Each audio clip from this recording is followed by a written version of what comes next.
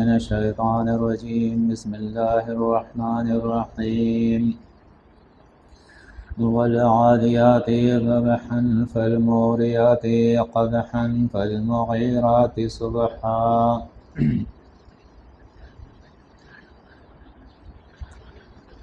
سورۃ العادیات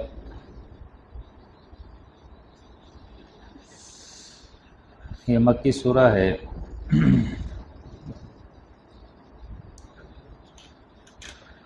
اس سورہ کے اندر اللہ رب العزت نے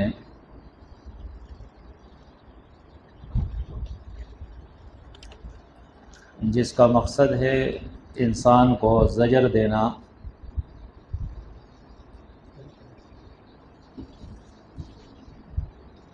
اس کے حالات کی وجہ سے، اور اس سورہ کے اندر جو طریقہ اختیار کیا گیا ہے وہ یہ ہے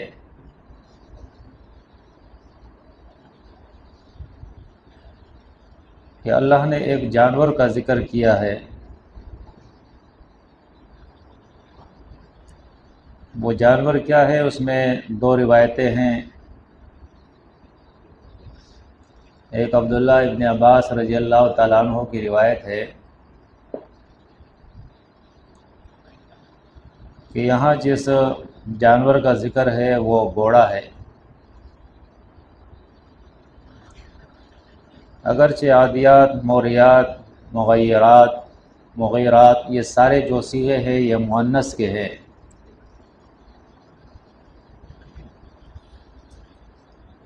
تو مراد اس سے مذکر گھوڑا یا مؤنث.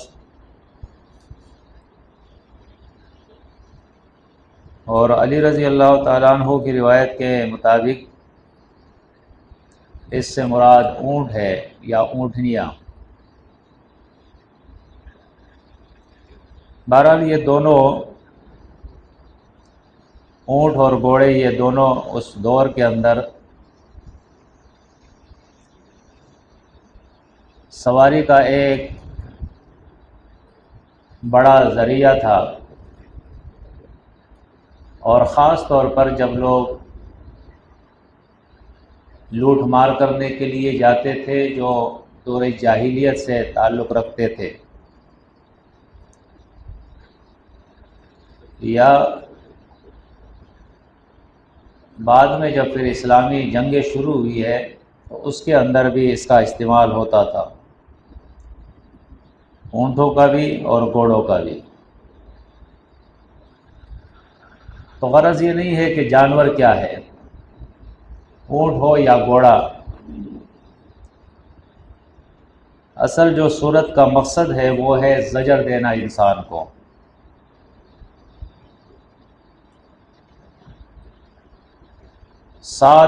پانچ اوصاف جو ہے یہاں پہ ان گھوڑوں کے اللہ رب العزت نے بیان کیے ہیں، اور بطور شہادت ان کو پیش کیا ہے. یہ واو جو ہے اس کو واو قسمیہ کہتے ہیں.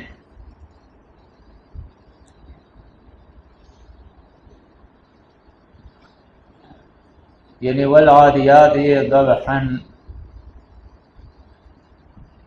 اور قسم ہے یا شاید ہے وہ تیز دوڑتے ہوئے گھوڑے، ضبحا ہانپتے ہوئے. اگرچہ ضبحا جو ہے یہ مصدر ہے،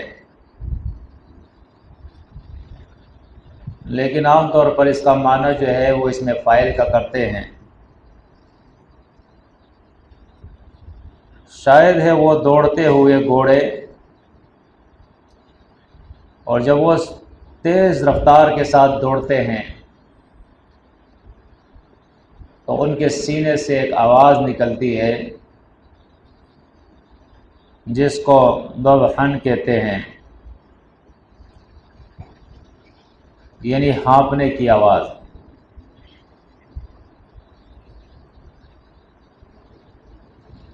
تو یہ ایک صفت اس کی جو ہے عادیات بیان کی گئی. دوسری صفت اس کی بیان کی گئی ہے فالموریات قدحا، اور شاید ہے وہ گھوڑے جو اپنے پاؤں سے آگ کی چنگاریاں نکالتے ہیں۔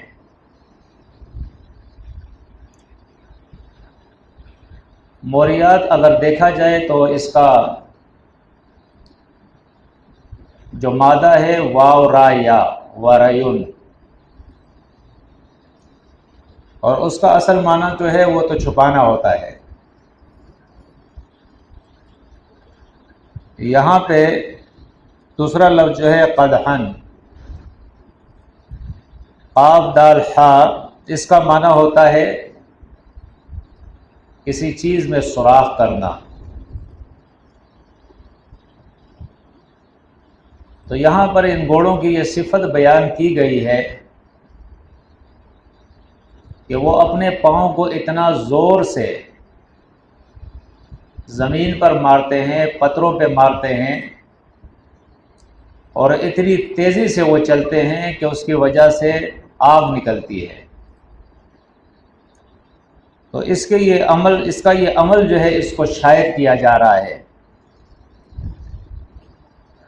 تیسری صفت فالمغیرات صبحا،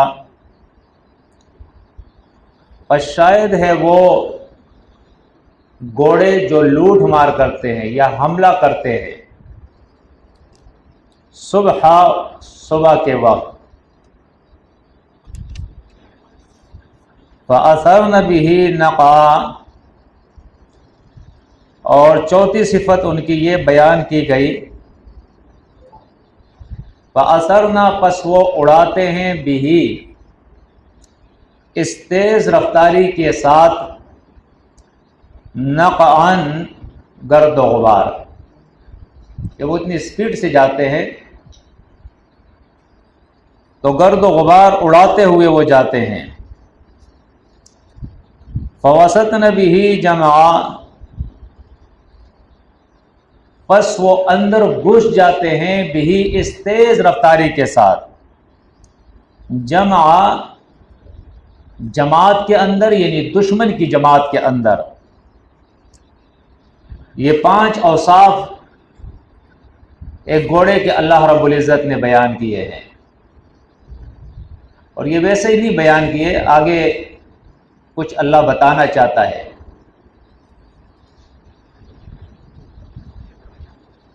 اور ایک کے بعد پھر دوسری بات ہمارے سامنے آئے گی،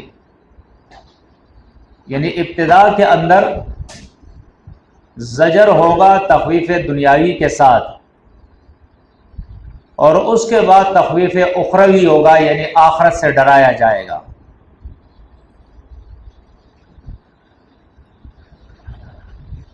اب یہ 5 صفات جو بیان کیے ہیں اس کو آپ دوبارہ سے دیکھیں، وَالْعَادِيَاتِ ضَبْحًا، اور شاید ہے تیز دوڑتے ہوئے گھوڑے ہانپتے ہوئے، فَالْمُورِيَاتِ قَدْحًا، پس نکالتے ہیں اپنے پاؤں سے چنگاریاں، فَالْمُغِيرَاتِ صُبْحًا، پس لوٹ مارتے ہیں صبح کے وقت یا حملہ کرتے ہیں صبح کے وقت، فَأَثَرْنَ بِهِ نَقْعًا، پس اڑاتے ہیں اس کے ساتھ گرد و غبار، فَوَسَطْنَ بِهِ جَمْعًا، پس اندر گھس جاتے ہیں اس کے ساتھ دشمن کی جماعت میں۔ یعنی آپ دیکھیں، غور و فکر کریں کہ ایک جانور ہے جسے انسان نے پالا ہے، اسے کھلاتا پلاتا ہے، اس کا خیال رکھتا ہے، اس پہ ہاتھ بھی پھیرتا ہے، اس سے محبت بھی کرتا ہے، جہاں پر وہ ہوتا ہے اس جگہ کی صفائی بھی اس کے لیے کرتا ہے، بیمار ہوتا ہے تو اس کا علاج بھی کرتا ہے۔ اپنے مالک کا یہ سلوک جو جانور دیکھتا ہے تو یہ جانور اپنے اس مالک کی اتنی قدر پھر کرتا ہے، اپنے مالک سے اتنی محبت یہ کرتا ہے، اپنے مالک کا یہ اتنا مطیع و فرمانبردار ہو جاتا ہے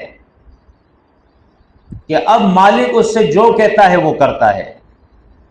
وہ دن نہیں دیکھتا، وہ رات نہیں دیکھتا، وہ گرمی نہیں دیکھتا، وہ سردی نہیں دیکھتا، وہ خطرات اور دشمن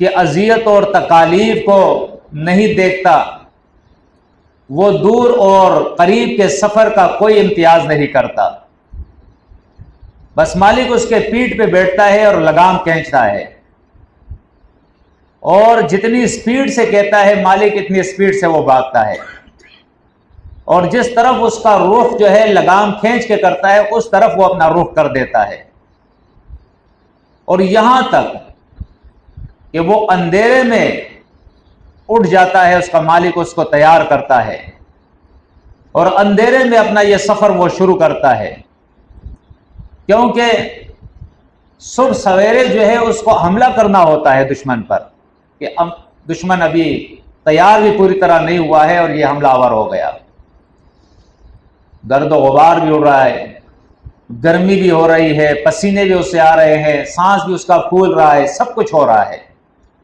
لیکن اس کے باوجود کہ اسے تیر لگے، اسے تلوار لگے، اس کو فکر نہیں ہے۔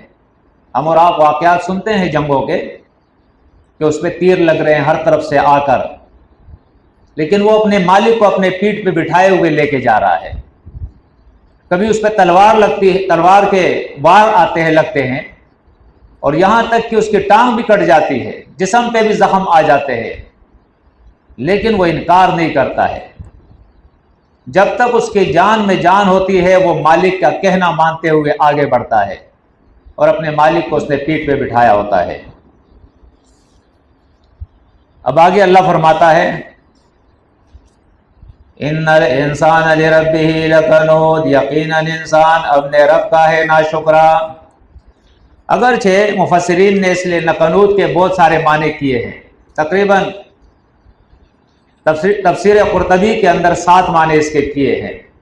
بخل کا معنی بھی اس کا کیا ہے، حسد کا معنی بھی اس کا کیا ہے، ناشکری کا معنی بھی اس کا کیا ہے، کئی معنی کیے ہیں، لیکن عام طور پر مفسرین نے، مترجمین نے اس معنی کو پسند کیا ہے ناشکری کے، کیونکہ سیاق اور سباق جو ہے اس کے ساتھ زیادہ یہ معنی لگتے ہیں کہ یقیناً انسان جو ہے یہ اپنے رب سے، اپنے رب کا ناشکرا ہے، یعنی کہ جتنی بھی نوازشیں کرے اتنی نوازش نہیں کر سکتا جتنی نوازشیں اس پر اس کے رب نے کی ہے۔ ذرا ہم اور آپ غور و فکر کریں، یہ زیادہ سے زیادہ کیا کرتا ہے؟ چارہ کھلاتا ہے نا، جانور کو پانی پلاتا ہے، اس کی صفائی کرتا ہے، اس کی جگہ کی صفائی، اس کے جسم کی صفائی، اس کو دھلاتا ہے، نہلاتا ہے، بیمار ہوتا ہے تو علاج کرتا ہے، بس باقی اس کا پیدا کرنے والا تو اللہ ہی ہے نا، اس کے لیے رزق پیدا کرنے والا بھی اللہ ہی ہے، یہ تو نہیں ہے۔ اصل میں نعمتوں کا مالک تو اللہ ہی ہے، لیکن اس انسان کے اوپر جو مہربانیاں اللہ نے کی ہے وہ اس کی ذاتی ہے، پیدا اس نے کیا، پھر پیدا کرنے کے بعد اس کی ہر ضرورت کو اس نے پورا کیا ہے، دیکھنے کے لیے آنکھیں دی، سننے کے لیے کان دیے، بولنے کے لیے، چکھنے کے لیے زبان دی ہے، چبانے کے لیے دانت دیے ہیں، سونگھنے کے لیے ناک دی ہے، یعنی ہر نعمت اللہ رب العزت نے جسمانی طور پر طبعی نعمتیں اس کو دے دی ہے۔ اس کے بعد اس کے باڈی کو، اس کے سسٹم کو چلانے کے لیے، اس کی زندگی کو روا دوا رکھنے کے لیے پھر اس کے کھانے پینے کا اس نے انتظام کیا ہے، سائے اور دھوپ کا انتظام کیا ہے، دن اور رات کا انتظام کیا ہے، اس کے لیے ہوا کا انتظام کیا ہے، ہر موسم کا انتظام اس کے لیے کیا ہے۔ اتنی نعمتیں ہیں کہ اللہ خود فرماتا ہے اگر یہ انسان ان تعدوا نعمت اللہ لا تحصوها، اس کے نعمتوں کو یہ شمار بھی نہ کر سکے گا، اتنی نعمتیں ہیں۔ اور مطالبہ کیا ہے؟ مطالبہ صرف ایک ہی ہے، فلا تجعلوا للہ اندادا۔ شاید ہم یہ سمجھتے ہو کہ فلا تجعلوا للہ اندادا کا یہی معنی ہے کہ قبروں پہ نہ جھکو یا علی یا رسول کے مدد کے نعرے نہ لگاؤ، نہیں، یہ بڑا وسیع مفہوم رکھتا ہے۔ یہ جہاں جہاں شرک ہوگا وہاں وہاں یہ اپلائی ہوگا، یہ اپنا معنی بتائے گا، اپنی تفسیر بتائے گا، اپنا عمل بتائے گا، یہ کہ میں یہاں بھی ہوں، قبر پہ جا کے جھکنے والوں کو بھی بتائے گا فلا تجعلوا للہ اندادا، یہ تعویذ پہننے والے کو بھی بتائے گا فلا تجعلوا للہ اندادا، نظر بد میں اثر ماننے والے کو بھی بتائے گا فلا تجعلوا للہ اندادا، یہ سحر میں اثر ماننے والے کو بھی بتائے گا فلا تجعلوا للہ اندادا، یا رسول اور یا علی مدد کے نعرے لگانے والوں کو بھی یہ بتائے گا فلا تجعلوا للہ اندادا، لیکن خواہشات نفس کی پیروی کرنے والوں کو بھی یہ بتاتا ہے فلا تجعلوا للہ اندادا۔ اللہ کے مقابلے میں مولوی اور پیروں کی پیروی کرنے والوں کو بھی یہ آیت بتاتی ہے فلا تجعلوا للہ اندادا، آباء و اجداد کی اندھی تقلید کرنے والوں کو بھی یہ آیت بتاتی ہے فلا تجعلوا للہ اندادا۔ یعنی عقائد میں بھی اللہ کو ایک ماننا ہے اور اعمال میں بھی اللہ کو ایک ماننا ہے۔ تو جان صرف اس سے نہیں چھوٹتی ہے کہ ہم یہ کہہ دیں کہ جی ہمارا تو عقیدہ صحیح ہے، ہم تو بظاہر کوئی اللہ کے ساتھ شرک نہیں کر رہے نا، لیکن سوال یہ پیدا ہوتا ہے کہ صبح سے شام اور شام سے صبح تک 24 گھنٹے کی ہم جو زندگی گزارتے ہیں وہ اللہ کے حکم کے مطابق یا اپنے خواہشات کے حکم کے مطابق، اپنے خواہشات کی منچائی کرتے ہوئے زندگی گزار رہے ہیں؟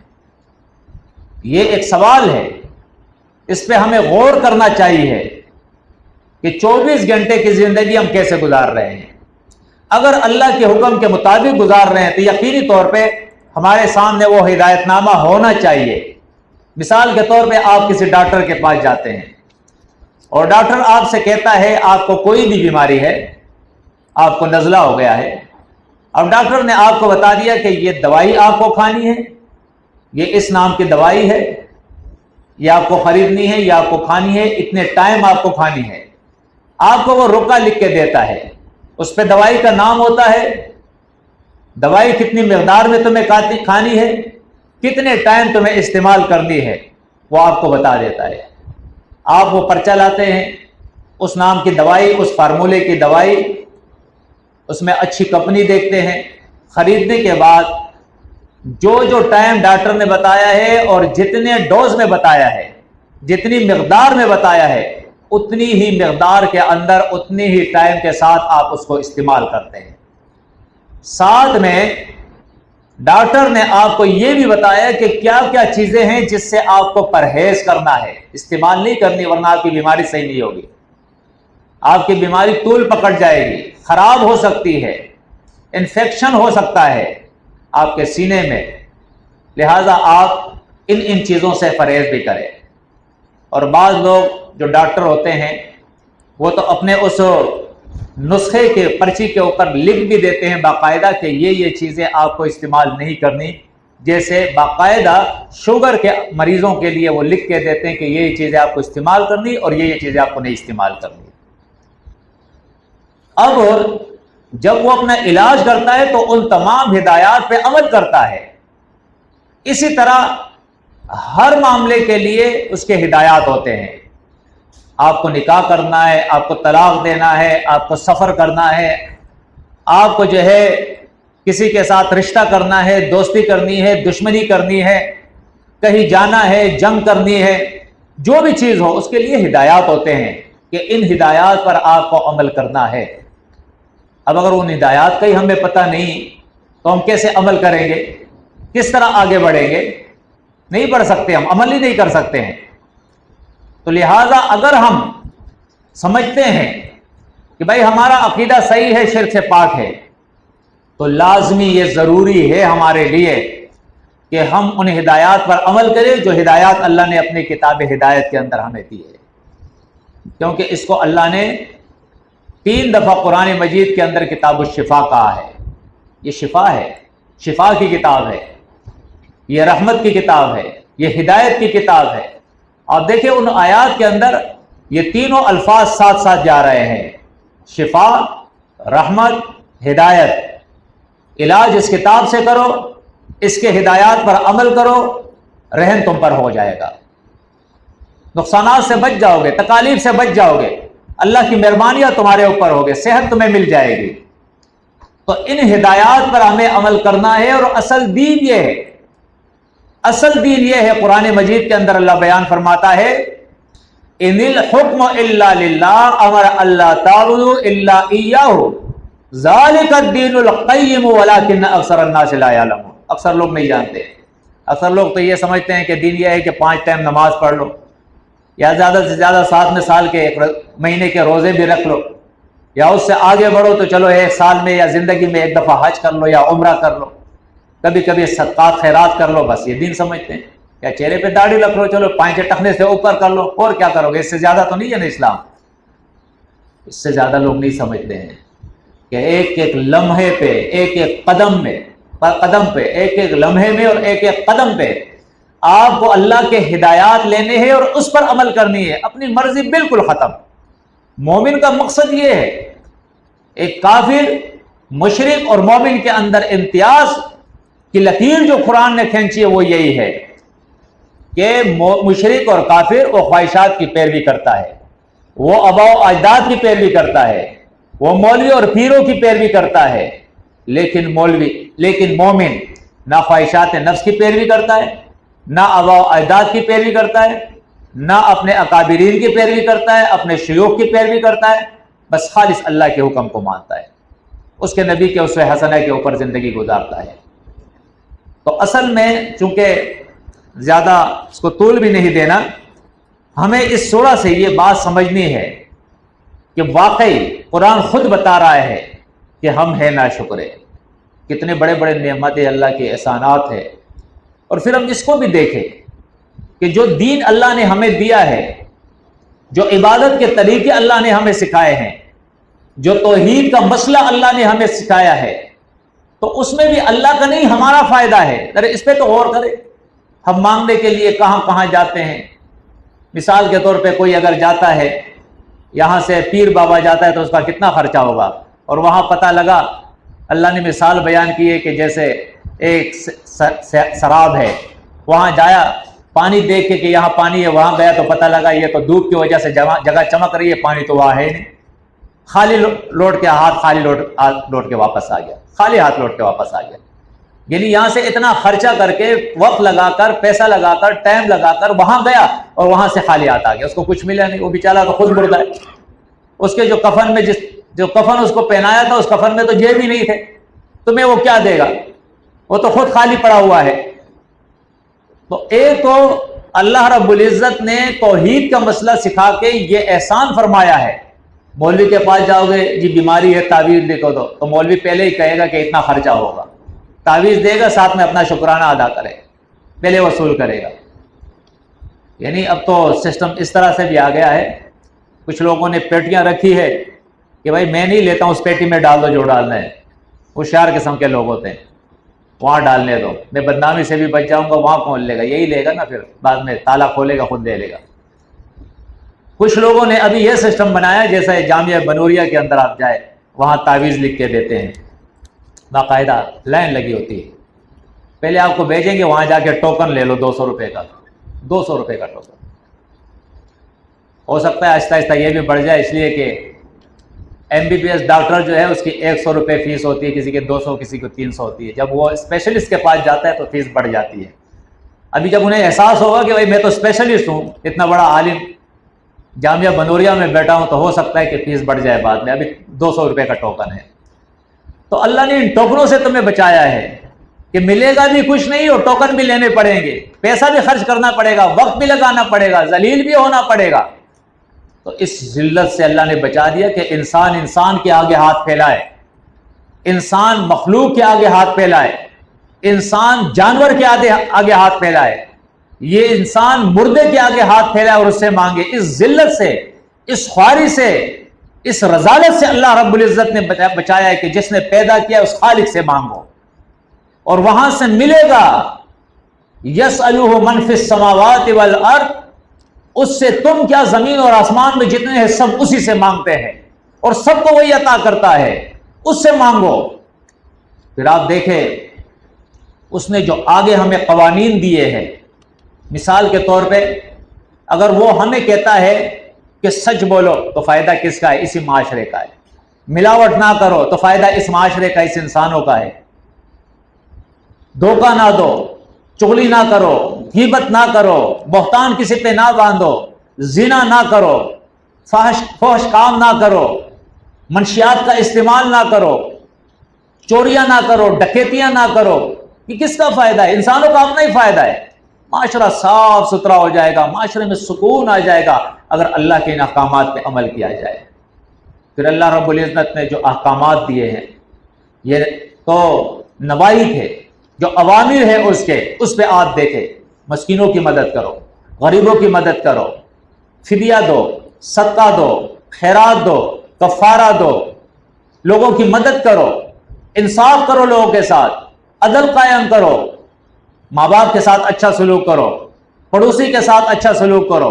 इतना अच्छा सलूक कि अल्लाह के नबी सल्लल्लाहु अलैहि वसल्लम हदीसों में आता है कि सहाबा कराम फरमाते हैं कि अल्लाह के नबी पड़ोसी के हक के बारे में इतनी ताकीद फरमाते थे, इतनी ताकीद फरमाते थे कि हमें तो ये खौफ महसूस होने लगा, ये अंदेशा हुआ कि ऐसा ना हो कि अल्लाह के नबी ये कह दे कि तुम्हारे माल में, तुम्हारी जायदाद में इसका हिस्सा है, ये भी तुम्हारे वरसा में के अंदर शामिल है। इतनी ताकीद फरमाते थे। मुसाफिरों की मदद करो, मेहमानों की मेहमान नवाजी करो, छोटों के साथ शफकत करो, बड़ों का अदब करो, उनकी इज्जत करो। हज पे हम गौर फिक्र करें, किसका फायदा है? इंसानों का ही फायदा है। तो जो कानून उसने दिया है वो भी हमारे फायदे के लिए। फिर ऊपर से आसमान के तरफ से बारिश बरसाए, जमीन से हमारे लिए रिज़्क़ निकाले, दिन के अंदर हमारे लिए माश के जरिए उसने बना दिए हैं। सूरज आता है और आके पूरी दुनिया रोशन हो जाती है। लोग अपना काम काज करते हैं, अपने खाने पीने का इंतज़ाम करते हैं। शाम को ये थक जाता है, जिस्म इसका टूट जाता है, तो रब्बे कायनात कहता है कि दिन अब तू चली जा। उसे घुसा देता है, यूलिजुल लैल फिन नहार व यूलिजुन नहार फिल लैल, अंदर घुसा देता है अल्लाह। इस दिन को रात के अंदर दाखिल कर देता है और रात को ले आता है। सूरज से कहता है तो गुरूब हो जाए, और सितारों से और चांद से कहता है कि अब तुम लोग आ जाओ, तुम्हारी बारी है, अब तू आ जा। अब फिर वो आते हैं मदहम रोशनी के साथ, जिससे इंसान का ख्वाब और नींद जो है वो मुतासिर ना हो, सुकून के साथ रहे। लेकिन बिल्कुल ऐसा ना हो कि इंसान खौफजदा हो जाए, इतना अंधेरा हो।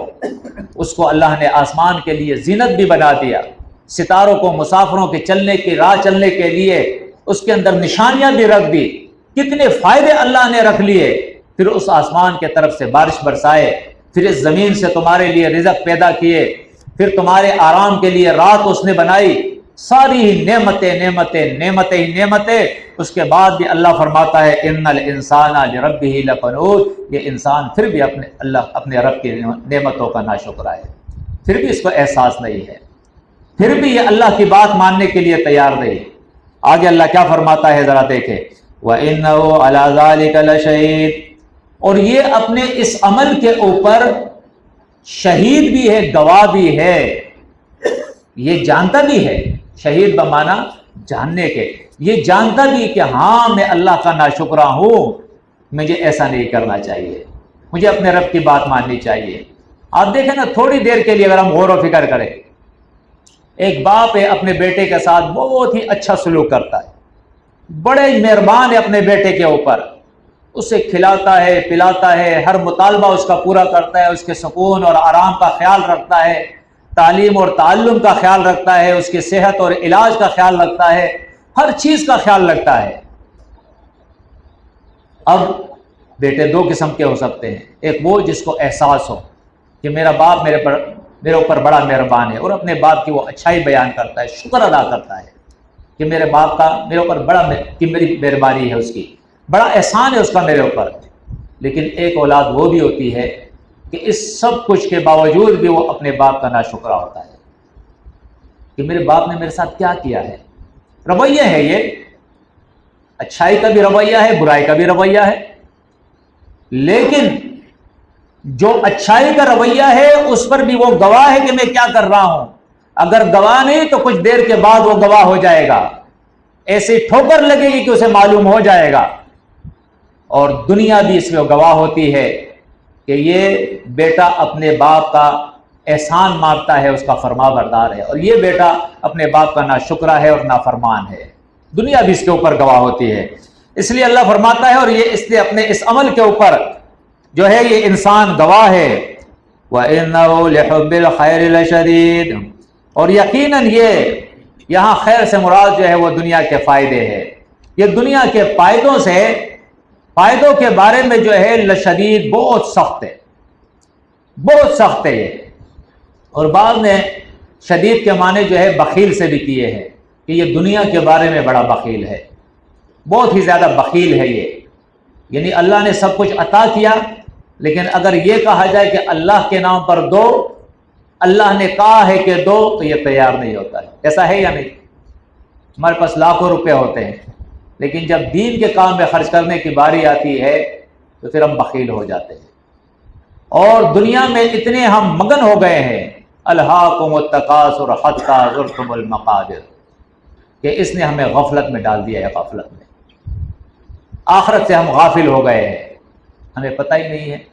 ورنہ کم از کم اتنا تو ہونا چاہیے، ہم سب کے لیے لازم ہے کہ ہماری جتنی بھی مصروفیات ہو دنیا کے، لیکن ہمیں یہ معلوم ہونا چاہیے کہ یہ دنیا فانی ہے، یہ دنیا عارضی ہے، یہاں کے فائدے، یہاں کی دولت، یہاں کا بینک بیلنس، یہاں کا کاروبار، یہ سب کچھ کسی گھڑی بھی ہم سے رہ جائے گا، فلاں مر گیا، بس سب کچھ یہیں رہ جائے گا اور ہم چلے جائیں گے۔ یہ تو ہونا ہے، احساس ہونا چاہیے ہمیں کہ یہ دنیا فانی دنیا ہے، تو اس دنیا سے محبت اتنی شدید نہیں ہونی چاہیے کہ ہمارے پاس اتنا بھی ٹائم نہیں ہو کہ ہم قرآن کو سیکھ سکیں، یعنی اتنا تو ہونا چاہیے نا۔ جیسے میں نے آپ کو کہا نا کہ آپ ڈاکٹر سے ایک نسخہ لیتے ہیں، اس میں ہدایات ہوتے ہیں، تو کم از کم آپ اپنا علاج کر رہے تو ان ہدایات کو تو پڑھے نا، اس پہ تو عمل کرے نا۔ تو ہمارے پاس اتنی تو فرصت ہونا زندگی کی کہ ہم ان ہدایات کو پڑھ لیں، کہ یہ ہدایات جو اللہ ہمیں دے رہا ہے، دنیا کے اندر ہم مصیبتوں سے کیسے بچیں گے، امن اور سکون ہمیں کیسے نصیب ہوگا، کیا ہدایات ہے اللہ کے، اور آخرت میں جہنم کی وہ بڑھتی ہوئی آگ سے کیسے بچیں گے، اور جنت کے لازوال نعمتوں میں کیسے داخل ہوں گے، اس کے لیے کیا ہدایات اللہ نے دی ہے، کون سی راہ ہمیں دکھائی اللہ رب العزت نے، اتنا تو ہمیں معلوم ہونا چاہیے اور اتنی فرصت تو ہونی چاہیے۔ ورنہ آگے اللہ پھر تخویف اخروی بتا رہا ہے ہمیں کہ پھر کیا ہونے والا ہے۔ افلا یعلم اذا بعثر ما فی القبور، کیا یہ نہیں جانتا ہے کہ جو قبروں میں ہے اسے اٹھنا ہے، اسے اٹھنا ہے۔ بعثر اصل میں کہتے ہیں اوپر نیچے ہونے کو۔ یہ زمین جو ہے اس پر ایک شدید زلزلہ آئے گا، شدید زلزلہ، اور ایک زلزلے کے ساتھ یہ پوری زمین ہموار ہو جائے گی، اس کے زیر و زبر نشیب و فراز ختم ہو جائے گے سارے، بالکل ہموار زمین ہوگی، میدان ہوگا، اور اس کے بعد اللہ رب العزت کا جب حکم ہوگا اور سورہ ثانی جو پھونکا جائے گا، تو اس انسان کو اس زمین سے، یہ زمین جنبش کرے گی، اور اس زمین سے جو ہے یہ زمین اپنے اندر جو کچھ ہے باہر پھینک دے گی۔ افلا یعلم اذا بعثر ما فی القبور، کیا یہ انسان نہیں جانتا ہے کہ ایک دن اس کو موت بھی آنی ہے، اور ایک دن پھر یہ بھی ہونا ہے کہ اس قبر میں جو ان کو رکھا گیا ہے، اس قبر سے دوبارہ اس کو اٹھا دیا جائے گا۔ وَحُصِّلَ مَا فِي الصُّدُورِ، اور جو اس نے سینے میں چھپایا ہے یہ اللہ ظاہر کر دے گا، یہ سب کچھ سامنے آ جائے گا۔ یہ کیوں اللہ نے کہا؟ اس لیے کہا کہ ہر عمل کا دار و مدار نیت پہ ہے، اور نیت کا جو مرکز ہے، جگہ ہے اس کی، وہ دل ہے، وہ صدور ہے، صدر ہے، صدر میں قلب ہے، یہاں پہ سب کچھ ہوتا ہے۔ آپ کی اچھائی کیا ہے اور آپ کی برائی کیا ہے، یہ سب کچھ اس وقت، اس دن جب فیصلہ ہوگا تو دل کے اندر جو کچھ ہے وہ اللہ نکال دے گا۔ بڑا معنی رکھتا ہے یہ بات جو ہے، بڑا معنی رکھتا ہے اگر ہم اس پہ غور و فکر کریں، کیونکہ بظاہر آپ اور ہم دیکھتے ہیں کبھی کبھی ایسا ہوتا ہے نا کہ ایک شخص پیسہ خرچ کر رہا ہے، حدیث میں بھی آتا ہے 3 افراد ایسے ہوں گے جن کو حاضر کیا جائے گا۔ ایک سخی ہوگا اور وہ کہے گا میں نے سخاوت کی تھی، بہت مال خرچ کیا تھا۔ اللہ فرمائے گا کیوں؟